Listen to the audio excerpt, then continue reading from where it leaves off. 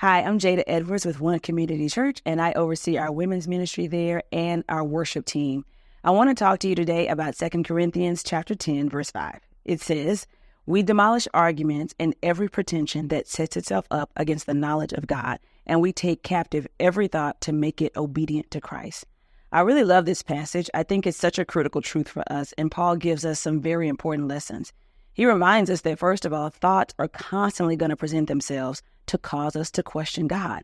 Like, this is the Christian life. Remember, he's talking to Christians at the church of Corinth. So even people who love Jesus and surrender their life to Christ, we're going to have times where we're wrestling with thinking that sets us against the truth of God. It could be pain in our life. It could be disappointment, a dream that never was fulfilled. All of those things can cause us to question who God is and what he really said about himself. He says the mind is where the battle really begins. That's the point of this passage. He knows that it's so tempting to spend all of our energy trying to correct our behavior when we haven't really addressed our beliefs. And the enemy would love that. He'd love you to just want to be kinder and more loving and give more and serve more. And you haven't shifted what your mind believes about God.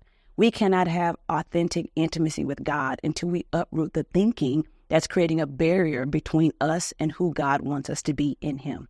So what does this look like practically? When thoughts enter your mind and you know they might be a little bit out of alignment with what God says is true, ask yourself this: who is this thought from? Is it from me, my own pain, my own disillusionment or disappointment? Is it from the enemy? Sometimes it's literally the enemy giving us ideas that have nothing to do with what God said. If it's from me or from the enemy, then I need to deal with it. I need to arrest it, put it into bondage, is what this verse says. So it does not have room to bear fruit in my life.